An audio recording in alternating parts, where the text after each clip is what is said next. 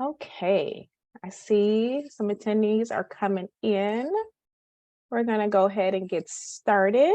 Welcome to the Midwest Building Decarbonization Energy Justice 101 training. I am Marnese Jackson. I will be bringing our speaker in today. And so today's objectives is to get an understanding of where your energy comes from, to get a basic understanding of where you can do this work in your local community, and then get an understanding of local advocacy efforts. Energy justice campaigns have been very popular here in the state of Michigan.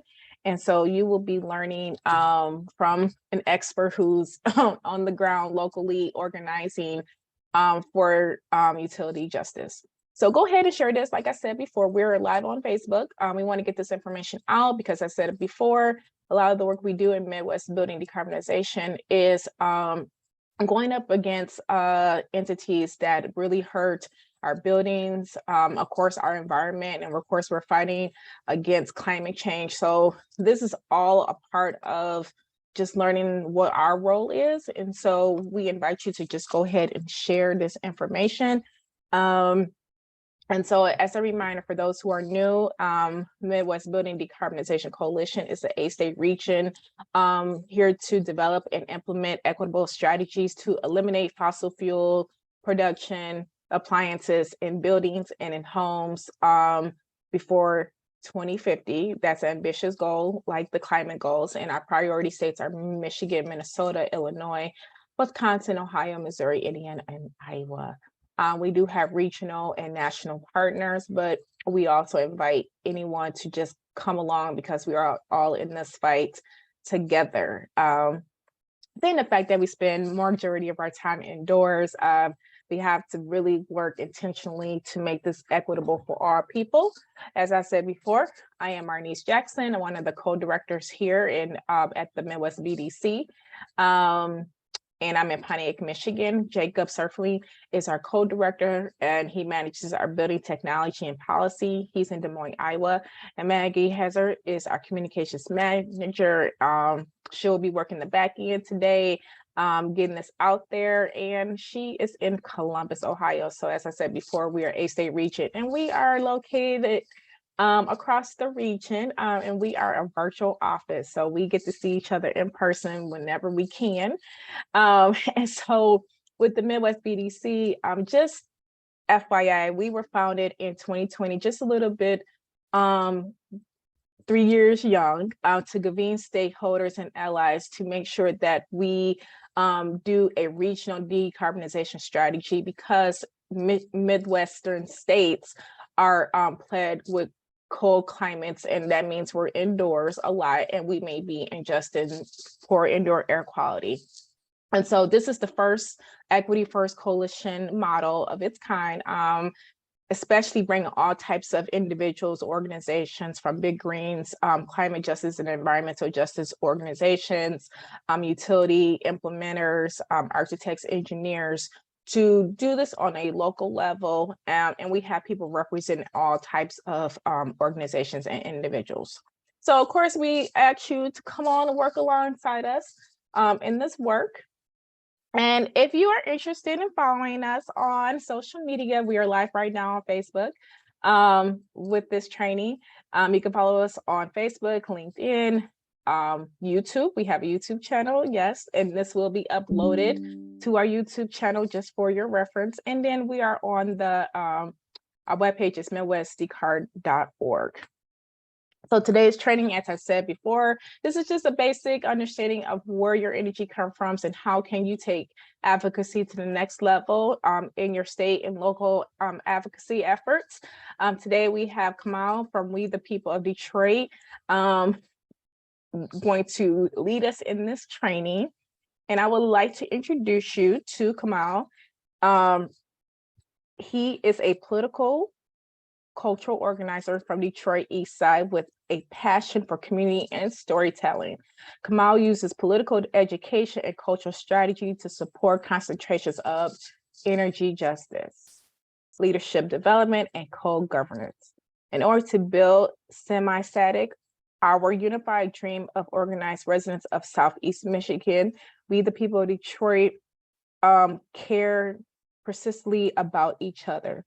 That is to say, movement must start with developing the power and solidarity of Black Detroiters. And so Kamau is definitely intentionally working towards that with We the People of Detroit, and they are an awesome organization if you haven't checked them out.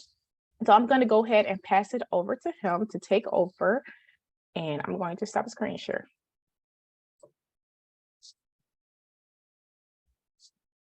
Thanks so much, Marnese. And also a heads up for folk, if it looks like I'm in a black hole, I'm in like a soundproofed room. It's our podcast room at the office. So just bear with me if you don't get to see my wonderful, beautiful face. But of course, thank you for having me today. I'm super excited to talk to folk about one, specifically energy, how we got here, and also to the things that we can be doing on the ground. So what I'll do is I'll start us off here, just a little context of like who I am, because I like to like share with folk who I am before I talk about anything. So you kind of heard the bio. I'm not going to repeat much of that. What I'll say is a lot of the work that I do, specifically in the environmental justice space, started June 21st, 2021. This is the day that we had or actually I think it's June 26th, but the day that we had the historical flood in the city of Detroit. I, of course, was like knee high in water in my apartment that I just moved in the day before. And part of like what was real for me was like losing like music gear, losing like food, groceries, losing supplies that I like hadn't set up. I didn't have renter's insurance yet. And so, showing up to local meetings that were being held where folk were getting to talk about the flood and what specifically happened. This is where it was told to us that the flood actually occurred because the pump stations lost power from their power provider. Those were their exact words. For us, we were, of course, like concerned because like they didn't want to say that it was DTE, but we all knew that it was. And so going from that point to experiencing multiple outages, of course, we have an outage every August, a major one, but also other outages like the one we experienced this February and March. Part of what's been real for me is like actually pulling Detroiters and pulling folk in Southeast Michigan into spaces where they can express leadership and kind of see how long-term we can actually be chipping away at this major corporation that is like impacting us and how we of course get energy to our homes. And so a little bit about like what I do. I am Southeast Michigan lead at We the People of Michigan Action Fund. We're a statewide org that is focused on building multiracial working class power all the way down here in Detroit next to the Detroit River and Lake St. Clair, all the way up to Lake Superior, all the way up to the UP. And so we're doing that through campaigns that are happening statewide and in different regions across the state. And so a lot of the conversation we have down here around energy democracy are the same conversations that folk in the UP and indigenous folk are having about energy sovereignty, as they call it. I lead a team called Mosaic. For what that means, it means Southeast Michigan Mosaic. So we are focused specifically on how do we build a regional campaign that is focused on environmental justice, specifically energy democracy here in Southeast Michigan. So of course myself, Layla, who is working out of Dearborn, Isabella, who's working out of Southwest Detroit, and Maria, who is supporting more broadly. We are just one of, if you see these little hexagons,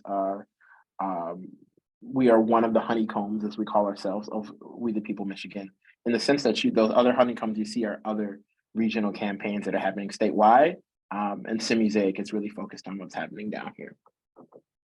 More broadly, just to give you some perspective of the work that we do this work with the support and collaboration of some of our partners that are aligned with us on environmental issues and where we need to be moving collectively on them. That's also in line with the EJ caucus that pulls some electeds as well as organizers that are on the ground and into a space of collaboration. And then more broadly, we do collaborate with bigger, of course, like folk such as Sierra Club, Michigan League of Conservation of Voters, Ann Arbor for Public Power, as we're having like more broad conversations of how we can move collectively towards a common goal. To share a little bit about like what we've been able to do in this time, before I give some kind of context and information of how we got here, really the work for us starts centered around Proposal P here in Detroit, which was a progressive charter that was raised by residents of Detroit that had, many of them had organized during the bankruptcy around different issues such as water affordability, housing, utilities. And they had really envisioned this progressive charter that would have been the most progressive charter in the country for a major city, in the sense that it would have, of course, put an end to many of the shutoffs and profit extraction that we've seen happening to Detroiters. That was something that DTE put over $50,000 into fighting through ads, where they pulled, billboards, narratives saying that Proposal P would bankrupt the city. And this is like this first moment for us where we feel that we have to intervene, because we're organizing in Detroit and DTE is actually actively standing in the way of progress. And so we take up the narrative of getting DTE's money out of our politics and out of our political system. We launch, of course, with some of our partners at Avalon Village. Shout out Mama Shu, if anyone saw her story on CNN recently, a wonderful community program and block in Highland Park. And so we launched there. And we started moving towards blocking the rate case last year, where DTE was asking for about 8.8% increase into people's bills. That's something we collectively did with other orgs. We talked to residents, canvassed, petitioned, had education sessions, listening sessions, and we were able to move the MPSC to, one, have the very first hearing that they had ever had on the issue, but two, to actually say no. That rate increase was reduced from 8.8 to 0.08%. And so this was the first organizing win that we had expressed against DTE, this major corporation. And we started just continuing to chip away. We wanted to introduce a pay up bill package, which is a series of bills meant to compensate people and reimburse people for the outages that they're experiencing. Those gained some traction in the legislature. They were written, they were held, but they unfortunately died before they were able to get to the committee floor through tactics that were used from opponents that didn't want to see those bills introduced. So I'll talk a little bit later about why that is the case and some things that we can do in regards to organizing, but I did want to give some context into essentially the work that I do. And so I won't stay here too long either, but at base level, I'm going to say that I'm not an engineer at all. So if anyone wants to check me on my engineering knowledge, I will not take it personal. What I will say is that often, when we're considering energy, we do want to know how it's getting to our homes. What you see at the top is you see strip mining for coal. Often they call this mountaintop removal. For DTE customers, for example, about 64%, so more than 2/3 of customers are actually receiving our energy specifically from strip mining. Fracked gas is something that you see less so in Michigan, but you do see it here as well as Pennsylvania, Ohio. But also too, we've seen nuclear, which is almost about 20% of DTE's mix. There's only one place in the US where uranium is enriched, and that's New Mexico. And so there's, of course, a robust fight from some of our indigenous allies that are fighting to prevent some of these nuclear plants that cost tons of money to build and to maintenance from being put in their neighborhoods where it's sovereign land, but also too neighborhoods where they should be able to determine how they're getting energy and what's happening with the land that, of course, they're living on. What you see at the bottom left is you see the Monroe plant. And so when we're considering plants, often they are pretty expensive, but I believe the Monroe plant is substantially more expensive than some others. And so this is a coal plant. Most of the coal mined in these places gets to you by train. About 60% of freight has been coal, but that's changed slightly due to the oil boom. Some fun facts about the Monroe plant. It has the third largest generating capacity at any coal-fired power plant in the north, but also too, it's like I said, it's substantially expensive. Generally, a moderate coal plant costs about $1.2 billion. I believe this one costed the state of Michigan about $8 billion. things move from there to, of course, what we call transformer lines to substations. So substations are often in your neighborhood or just outside of it. And that's actually what moves to your individual lines that are connected to your home and power your things. This is all to say that the process of energy, like it's coming from many places, but also a lot of these places are places that are harmful long-term to our environment, as many of you know, if you're joining here. And so we want to be moving in a direction where energy is coming from more reliable, more clean sources. So that's a little bit about energy. This is the fun part. I'm a little bit of a history nerd, so I'm gonna brush over some of this. And also too, I'm gonna speak to some organizing work that I was not involved with, but I of course admire, because I think it's important to talk about how we got here, but also to talk about the resistance that's happened consistently when decisions have been made. And so this is kind of framing historical context in the case for regional strategy. We're gonna start zoomed all the way out. Part of what we understand when we talk about energy democracy and how we define that, it's actually defining energy democracy through this framing. So understanding that utility racism is not a thing that is isolated. It's actually a symptom of these larger, broader systems. When we're talking about capitalism, we're talking about systemic racism. It, of course, when we're thinking about the rise of the utility monopoly, it directly lines up with the development of monopolies in other places. When we're talking about banks, when we're talking about large corporations, media conglomerates, a lot of this is happening simultaneously, which you'll get to see in a second. And what we boil down is we see four things: health harms, redlining, damaging democracy, and profit extraction as the symptoms of those systems. To kind of start us all the way back when, 4 and many years ago, something that's important to understand is that the actual first power systems, electric power systems, were being installed during the Reconstruction era. And so for folk, this is post-slavery. It coincides with a particular period where Samuel Insull, who was out of Chicago, was consolidating utility systems. And by consolidating, that means absorbing them into one utility system. This is kind of one of the earlier models of utility monopoly. This is also simultaneously while we're seeing the Dawes Act, the Burke Act, that are disenfranchising indigenous folk, of course, stripping them of their land and their ability to, of course, be responsible for the land.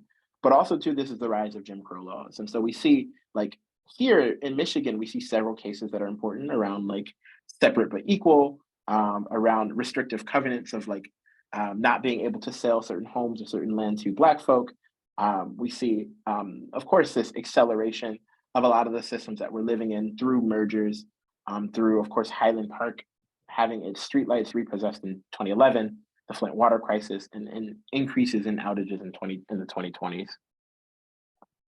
Some framing for how we understand this from an organizing perspective is we understand this process through the lens of the 3 faces of power. And so by 3 faces, I know I put these little cute theater masks here. It's who decides, so who decides a decision, who sets the agenda, and then what is the dominant narrative. And so I'll kind of zoom in. We're going to zoom into a little bit of what I've been talking about and some of this historic framing to kind of contextualize how we got here before we talk about the organizing. And so one thing that's important is to look back to emergency management. Is not just something that just happened, but it's an actual organizing tool that was used by the right wing, specifically to disempower Black and Brown cities. And so, of course, March 2011, Governor Snyder, he signed Public Act 4 into law, which was specifically the emergency management law. It passed through the House and the Senate despite massive protest. And what you see is pictures here of some of our elders, some of my elders who I 100% respect in so many capacities, who fought. They fought specifically for a referendum where they could defeat that decision through the popular vote of folk. And so, of course, you see there was a 53 to 47% win, 82 to 18% in Detroit, where voters showed up and they said that they didn't want this to go into law. Right? They didn't want to move to a reality where emergency management, to where seizure, to where austerity was possible for their cities. What then happens is, of course, during lame duck. So when we talk about lame duck, this is the session often towards the end of the term, where there's like a lot of things that are passed, often either really good or really bad. They sign NPA 436, which is essentially a similar law, but what it does is it actually creates a circumstance where there is no opportunity to referendum. So what this means is that the residents of Michigan are not able to say that we want to take this to a ballot and we want to vote this down. And so what it does is it creates this appropriation as a blocker to a referendum. So why this is important, and specifically like how it gets us to where we are now, is this is the hostile takeover of specifically Black and brown cities, where we see, of course, the bankruptcy of Detroit. We see Detroit Public Schools, Ecorse, Benton Harbor, famously Benton Harbor's schools in a deficit, to a point where even our current governor even was considering the stripping Benton Harbor of its schools, stripping them of their funding because of the debt that they had been in. We see Pontiac, we see Flint, Highland Park schools, Muskegon Heights, Allen Park. And so emergency managers are really only accountable to a governor. As you see here, they made unilateral decisions for the communities below, often Black and brown communities, where this is people's pensions, this is water, this is contracts, and they, as legislators, were the deciders on this. The second phase of power that we talk about is who sets the agenda. And so when we're looking at how we get here, it's important to know like the folk that specifically create the circumstances where this is possible. And so here you see you see the Prince family, the DeVos family, for those who are not super aware. Betsy DeVos is actually a product of the Prince family and actually married into the DeVos family. We see the Koch brothers, we see the Walton family. Of course, corporations like Dow on the west side of the state, Exxon, GM. Really, this bill, so when we're talking about Public Act 4, this is something that was written specifically by the Mackinac Policy Center, which is a think tank in Michigan. They play a key role in like fighting unions, fighting environmental protections and progress, but also to the privatization of schools and prisons. They want things to function like a business. What they're able to do during for over the span of time, this is something that takes decades, years, is they're actually shifting what we call the Overton window. And so Overton window is named after this guy, Joseph Overton, who is, of course, a political scientist, but the theory itself is focused on shifting what is actually like reasonable to the average person, to the average voter. And so when you see like what is the popular idea, often policy is like somewhere sitting to where there's a popular idea on the left, there's a popular idea on the right. What the Overton window is meant to do is it's meant to shift people's understanding of policy to where you can push for more unthinkable policy over time. And so when we're thinking about emergency management, specifically in Detroit, when we're thinking about them being able to pool people's pensions, disempower Black government and Black folk, it's something that was like they were able to do by shifting an Overton window to where, for example, right to work was something that was accomplishable via a bill. And so often their work as setting the agenda is actually shifting the Overton window. And so I'm going to re-reference this a little bit later in how it's relevant to specifically the topic of energy.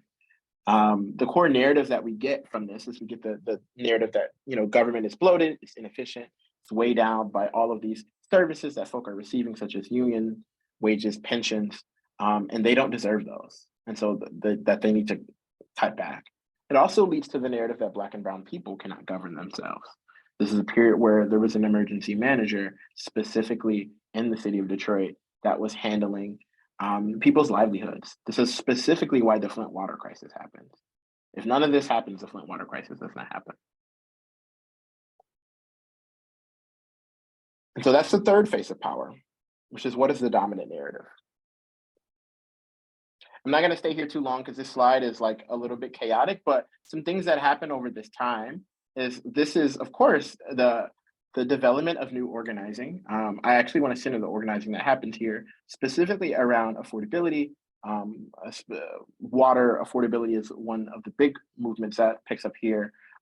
More steam, land use, community ordinances. We, of course, like historically get a community ordinance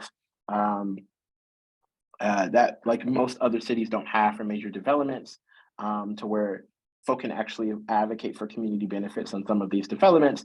You're seeing like folk explore the playbook, all the while for kind of the folk that are setting the agenda, some things are becoming true or becoming new normals. And so when we're talking about the Overton window, some things that change is that people start seeing public service failure as normal. Power being out is something that becomes, it's just a Detroit issue, or it's just, oh, that's just the way it is. It's just the lights. I don't have any other options. It of course erodes Black governance and leads to hostile takeover. Civic and voluntary sectors, and what I mean by that is nonprofits, faith-based community, as you'll see in a little bit, they actually become dependent on funds from corporations, specifically like DTE. This leads to more shutoffs and disconnections, but also to regional efforts are thwarted. And so we're thinking about things such as transit, for example, or things such as cities working together on energy. These are things that are, of course, like much harder because of how people are seeing Detroit and how they're seeing Black cities specifically. It also creates a tension between, of course, manual laborers that are often like when we have power outages, like the workers are thrown into some of the worst conditions possible to restore power. And often they are like not necessarily talking to residents about like how they're experiencing that. And so there's a lot of division that's formed through some of these decisions. And so I do think that's important to make known here, which brings us back to our framing of these are symptoms of broader systems. When we're talking about the rise of monopoly, we're talking about specifically corporations vying for more power, for more influence in our political system and our communities. These are things that are happening, and they're leading to these challenges that we face with energy: health harms, redlining, profit extraction, and damaging democracy. And so to jump into the next section, I know that was like pretty dense.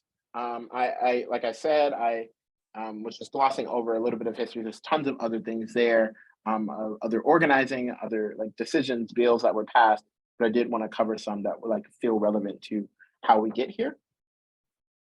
And so what becomes our context because of these things? One, we are forced to, of course, like live through the lack of market options when we're talking about energy. We specifically have a private investor-owned utility. And so when you see these numbers here, this is for the nation. So the majority of like utilities when we're talking about energy are actually public, which means they're state ran, they're city ran. And then there are cooperative or member-owned utilities where a small neighborhood is like responsible for the energy, for the maintenance. And then there's investor-owned utilities, which are actually the minority of utilities here. I think this is important because it's important to contextualize that what we have here with DTE, with consumers, with UPCO, and the UP, this is actually not normal. This is not the normal or the norm for the nation. This is something that was like strategically built here in the state of Michigan. Of course, we know what that leads to. It leads to medical and economic devastation. So when we see, of course, like these outages that are happening, they're becoming more abundant. We see the flood of 2021, which is really like this devastating event where families are, you know, $8,000 in the hole, $10,000 in the hole for basement repairs. And we see these days where like last year, famously, you know, DTE was downtown having, of course, like a conference with other super polluters, and they were awarding themselves, giving themselves awards for green initiatives. And it was actually 104 degrees outside that day. I know because I was canvassing in the neighborhood I grew up in over on the east side on Morningside. And I was passing out flyers, talking to folks specifically about DTE, all the while folk were offering me water as I was walking up because they're like, how are you walking outside? And so we're seeing, of course, like the worsening of our environment, of our climate, but also too, these actual outages and things that are happening to folk are becoming much more worse.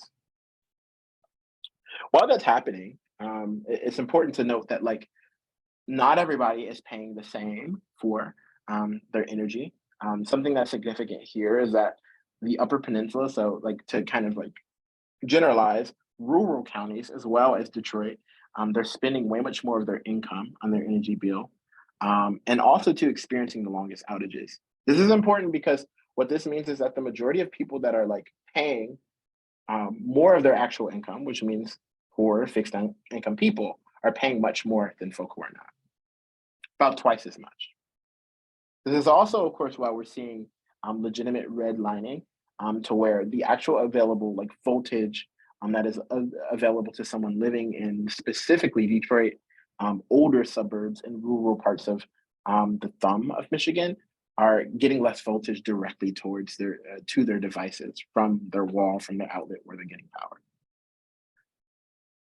This is significant because when we talk about outages and how long folk are out of power, often the folk that are waiting the longest are one, paying the most, but two, they're actually getting the least amount of energy. Often their lines are much older. We've had DTE workers as well as contractors that have like felt comfortable enough to share anonymously that have said that there are lines dating back to World War II. There's some of them that are saying that they would rather actually go to fix electricity in other countries, in the Philippines, in Jamaica, than actually do it here because of how behind and how difficult the system is to deal with. Often we're seeing band-aids, we're seeing narratives such as tree trimming or what they call hardening. A lot of things that are like not actually happening for residents to where they're calling, asking for tree trims, and then DTE is never coming. So often the folk that are most impacted are having some of the worst experiences with their energy. Some other things that are significant is when we talk about affordability, we're actually paying some of the highest rates in the country for electricity. So when you see low and you see high, like DTE low, DTE high, this is for folk that are like paying like for green power initiatives where they're paying extra on their bill to, so to speak, lower their carbon footprint. These kind of like creative bill mechanisms that DTE creates, but then you're seeing DTE low folk that are like on payment plans. And so you see like folk that are on payment plans, fixed income, are actually being impacted much more worse than a lot of other folk. Something that's also significant, if you look at the line graph on the right, is that residents are actually paying about 2.5 times more than industry for electricity. And when we say industry, we're talking about factories, packing plants. They're actually paying less, footing less of the bill for energy, even though they're using more of it than someone's home. So a lot of the cost is falling on fixed income people who are receiving the worst service. And so when I talked earlier about like this rise of monopoly, this rise of like the profit motive, they're much similar to the robber barons. If anyone's a history nerd, when they talk about, of course, the 1800s and moving forward, the rise of these folk like Carnegie, these hyper wealthy folk that are like shaping politics and shaping people's realities. The majority of the funds that folk are like pooling into DTE is specifically not going towards the grid. Last year, when they asked for the rate hike, 73% of the increased revenue would go straight to shareholders. The shareholder payouts are more than $2 billion, which is about 52 times the value of unpaid bills of everyone they shut off. And so what this means, to kind of recontextualize that in a way that's simpler, is that they could actually shut off, they could end shutoffs. So by end shutoff, stop shutting people's power off 52 times over with the profits that they're specifically making from a rate increase. And so this year they're asking for 13.3% in comparison to 8.8%. And so that percentage is actually much more. And so how do they do this? Specifically, a little bit of what I talked about earlier when I was talking about this period, of economic crisis, of the bankruptcy, the seizure of Black governance over like our towns, our cities, is you actually see the rise in several spending channels, the first of which is political. So campaign donations, at this same time last year, about 140 out of 146 legislators were taking money from DTE and consumers. And so if you look to the right, this is like, I guess, political science 101 or like legislature 101. There are 110 folk in the House. There's 38 in the Senate. At the moment, the Democrats actually have the majority in both chambers. But at this time last year, the majority of these folk were taking money from DTE. It's a little less now. Some have actually agreed to not take DTE money. One thing that we of course, pushed some electives to do with actually say no. And I know other orgs did that as well. But the large majority of the legislature does take money from DTE.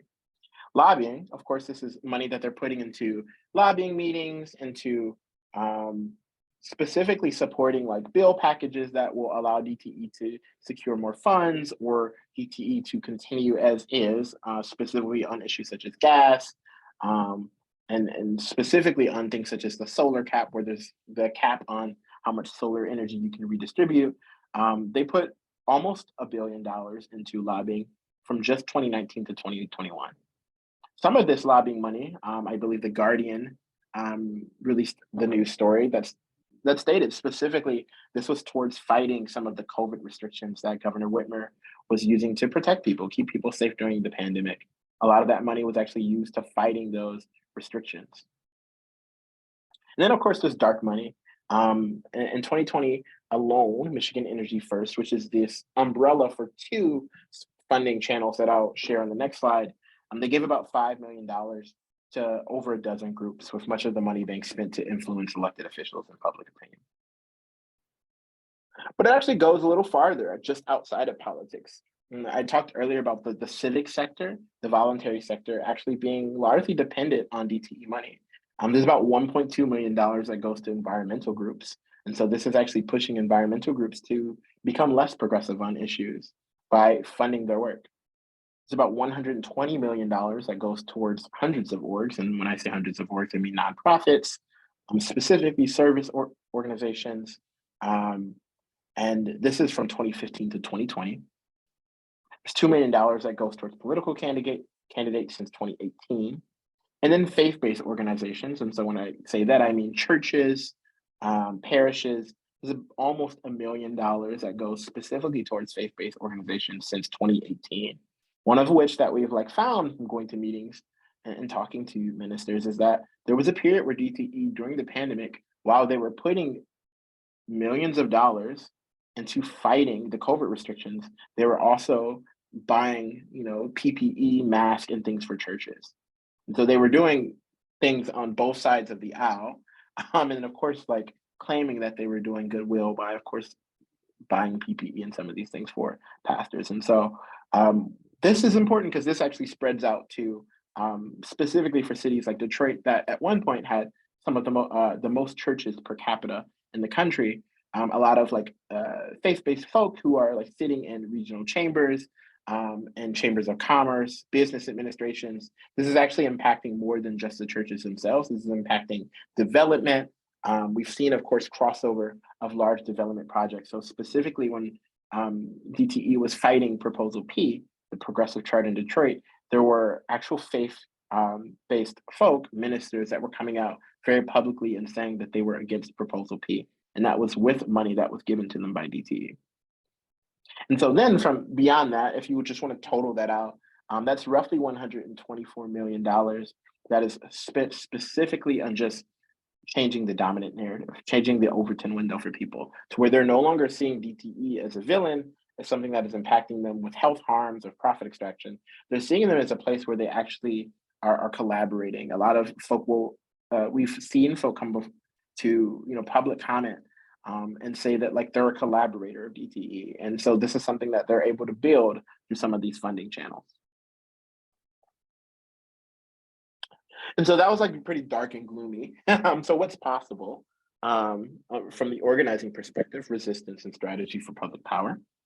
And so this is why when talking about a little bit of the history around how we got here, I did want to spotlight that there was organizing happening at all of these points. Specifically, Michigan as a vanguard historically for organizing, there's always been resistance that has happened when and through times of uncertainty. And so that's many of that organizing. It's actually provided us with some valuable lessons and some strategies that we can, of course, continue to enact and learn from. First thing that's important to know from an organizing perspective, because we talked about these decision makers that are sitting in these different spaces, is to know what type of decision makers you're encountering. So you're encountering electeds, folk who, of course, we voted into power. They were elected by a popular vote or by election cycle. We have appointees, people who are public leaders, but they've been assigned to the position by someone who's an elected or in a governing body or position of leadership. And there's constituents, which is what I would say is everything else. Often we see constituents as being like, these are the fancy people that have like the politician's ear and work closely with them. But something that's important to understand is that we are actually all constituents. One, you're a constituent to the electeds that are responsible for the district, city, county that you live in, but also your constituents more broadly to others who do not. So I think this is important before we frame anything around organizing, because we have to see ourselves as constituents before we can actually try any tactics of collaboration or public pressure or anything of that sort. What that means is that we need an actual analysis of the power that we have and the power that we don't have. I would say there's about two ways to see power, the first of which is power with. And so this is focused on the things that we can build together. What resources do we have? Why haven't our people used them? And how can they use them in new ways to obtain change?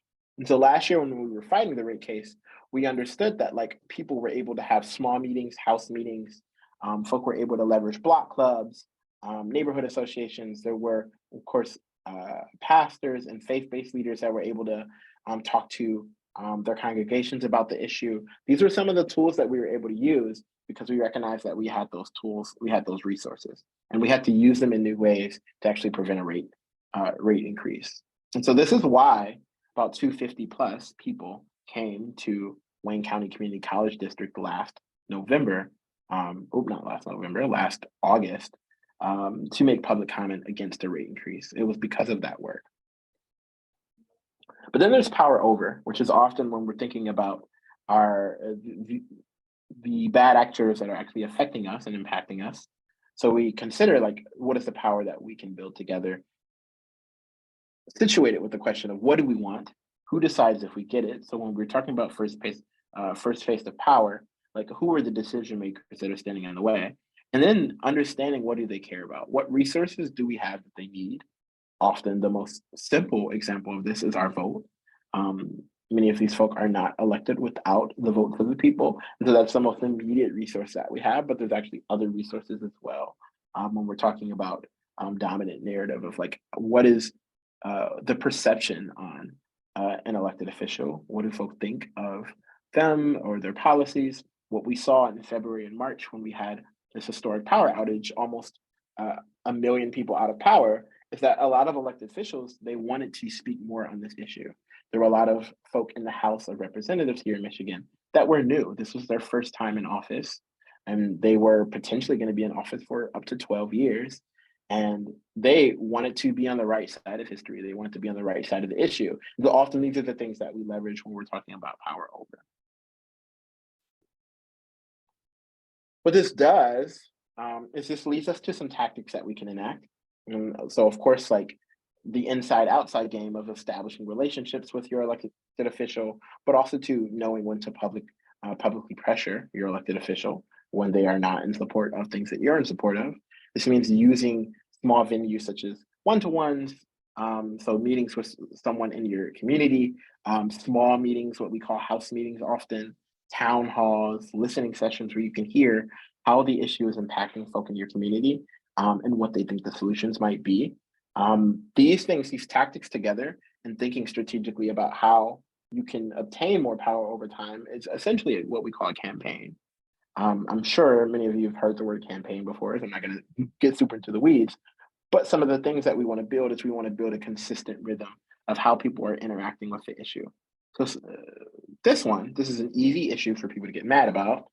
Everyone, for the most part, experiences power outages. And so it's easy to go from a place of, hey, like, have you been impacted by this power outage, or like, how long were you out? Like building relationships, building rapport that is like rooted in collective care, whether it's like rapid response, getting folk blankets, getting folk supplies, flashlights, and then being able to from there say there's actually something that like we can do together. We have shared values. We know that this is like wrong. Let's actually have a small meeting. Let's see how many folk we can get together for a small meeting. From there, being able to build out team structures that are developing leadership over time to where this isn't just something that one person is holding. This is becoming to a regional plan. And this is part of the work that we're doing right now. And so we're starting with what we call the leadership ladder of just taking someone from just a basic one-to-one, getting coffee, talking to them, hearing their story. These are like often frontline affected folk who like have been impacted by these like very harmful corporations, and then getting to talk about like what is possible for them, like if they get involved, like what leadership do they want to develop, what do they want to learn, and creating the trajectory where that's possible for them both individually but also collectively.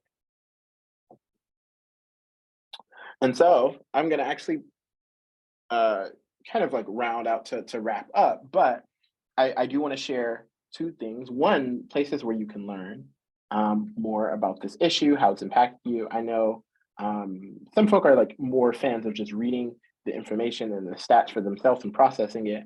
And so feel free to click over to our website, which is linked at the bottom, wethepeople.mi.org/DTE.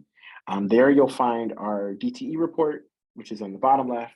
You'll find our community resources document, which we would love to add more things to with the support of the community. So if there's like warming centers or if there's mutual aid networks in your neighborhood, please, of course, reach out with those things. And I'll share my contact information on the next slide, but please reach out with those. We'd love to flesh out that list even more. But also on that page, we have a specific addition to the report that goes specifically into how redlining is actually happening and where it's happening.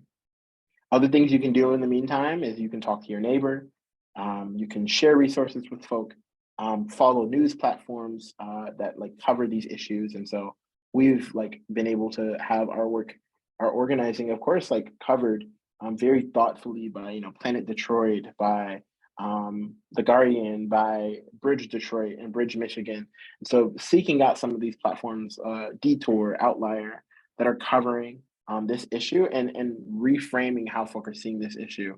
I think this outage this year was the very first time the words one slap in the face to describe the $25 reimbursement that folk have to apply for after an outage. That was used on the news. The word monopoly was used in the news. And also failure was used on the news. I know failure was used because I was in the clip saying it, and I was surprised that it made it onto the news. But what that's doing is that's actually shifting the Overton window for people to where they're not just seeing DTE as just the lights, just their only option. They're seeing it as a harmful actor that is like a major political actor here in the state that, of course, we need to be working against collectively. Now there's some things that you can do physically, some actions you can take, some that are in person and some that are virtual. The first, I'll actually get to the first one last because the other two are much quicker. One thing that you can do is actually demand a no on the rate increase. And so, of course, DTE is asking for a 13.3% rate increase, like I said earlier. The way that we block that is actually resisting and letting the Michigan Public Service Commission know. And so earlier when I talked about electeds and appointees, the Michigan Public Service Commission is appointed by the governor. They regulate DTE, consumers, they regulate utility companies, energy utility companies. They don't pass laws. They don't change the laws or the bills or the Constitution. Those are the things that our legislators do. And so they only enforce what they're allowed to enforce according to the laws that have passed. And so it's important that we actually pressure them as a regulator, like we did last year and like we've done in the past, to say no on a rate increase. And so you can do that by calling and emailing. Another thing you can do is that the chair of the Energy Committee, Rep. Helena Scott, who is responsible for some of the west side of Detroit, a little bit all the way out to, I believe, like Royal Oak Township. She is the chair of the Energy Committee in the House of Representatives. She, of course, very recently launched a task force. So to be candid, this was something that was introduced around the time that we wanted reimbursement and compensation bills introduced. Those bills were not introduced to the House floor, and then this task force is created.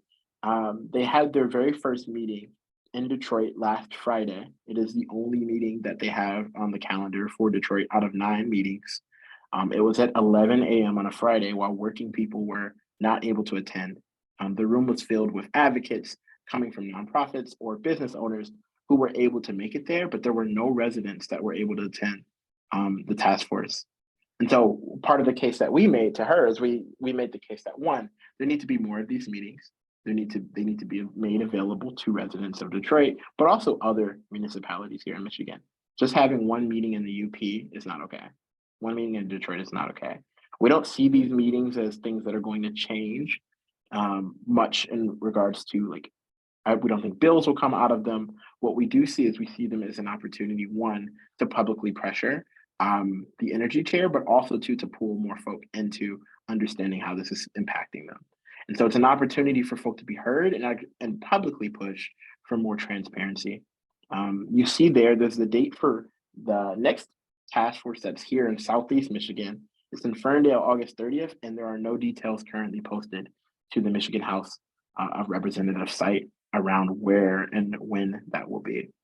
And so part of the thing that we want to push for is we want to push for that transparency to where none of these meetings where they're hearing about the issues can be left out of the public eye. Folk need to be able to see these in the paper and the 5 p.m. news. They need to know that these meetings are happening so that they can make it to them. And they need to be abundant for them to even pretend or to claim that these meetings are going to be productive.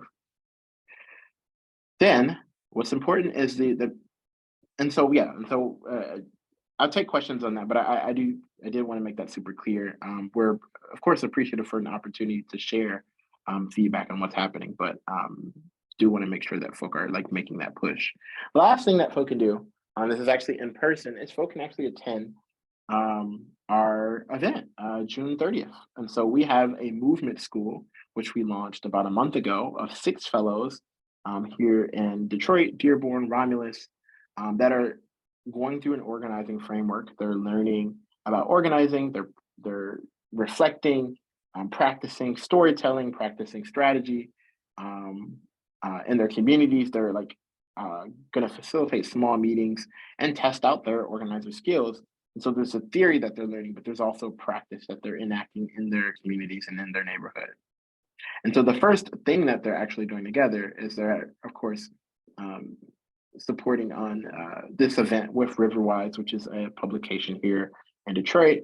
And it's going to be fun. There's going to be food. There's going to be some visioning space. So this is less of a space for us to strategize and less of a space for us to present a bunch of data, and more of a space for us to vision specifically what does energy and democracy mean for us? What is the vision we want to build at a community level and community scale?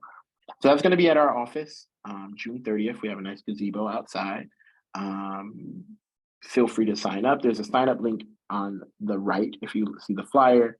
And also too, those can be shared out from Marnese as well. And so those are some things that you can do. You can also reach out to me. I would love to have a one-to-one or a meeting, just take down my email or my cell number. If you would like, just shoot me a text and let me know that you want to schedule something and we can go from there. But those are some things that you can do specifically from here. But other than that, that is my time. I will open up for questions of any sort.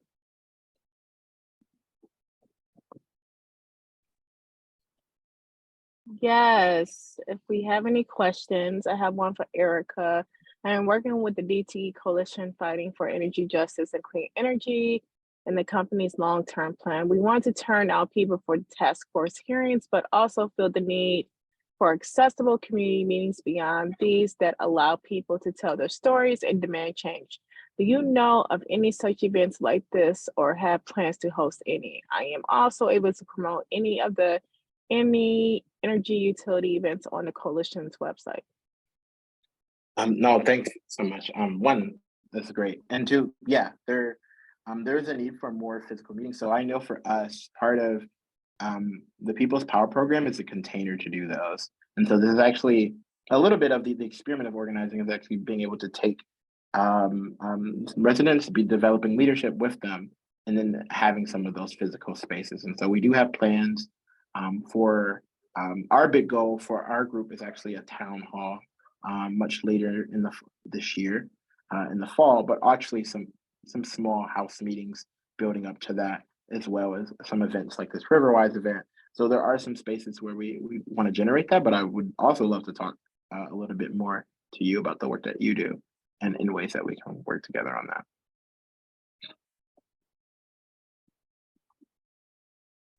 Okay, I don't see any more questions coming in from the chat. They just want to know if these slides will be made available. The recording will. Thank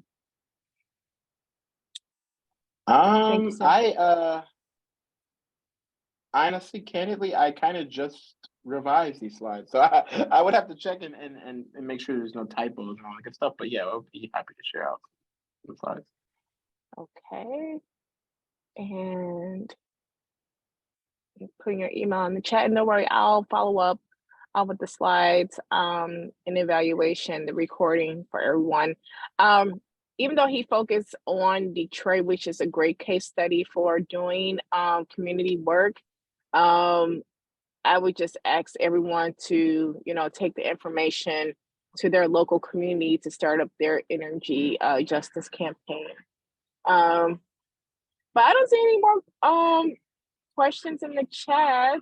I would like to thank you, Kamau, for doing this over. I feel like I learn something every time. This is my third time almost hearing this, something new about this. And so I'm glad I shared it on Facebook. And of course, we're going to have you back because this information, I feel like we're just up against a lot. So we appreciate you coming on to the Midwest Building Decarbonization training program because we want to keep this information going and make sure people have people who are really connected with this. As we all can see, we're all impacted by energy issues, regardless of where you live. So he kind of gave a lot of different perspectives historically, politically. So we kind of got some things that some jewels that we can take back to our community and just get our stuff going. So the next webinar will be at the end, in July. So we'll let you know when the next webinar on energy justice will be. We did put the training calendar in the chat, so look for updates about our training program. But of course, Kamau, we would love to have you back. We probably need to put this in our standing training quarterly. So yeah, because I feel like things are going to get really heated up as needed with what's going on in Michigan, which can be I believe Michigan can be the catalyst for change, even though Illinois, they have some real energy democracy going on, but I think people need to see what people power look like locally. So but if there's not any more questions, thank you so much for being here. And everyone, please share this information. It's on Facebook. We are live and you will get the recording. So, hey, get this information out here. We're all organizers in some type of way. So let's continue to get this information out. And thank you for coming on. Happy summer, everyone. Happy June to everyone.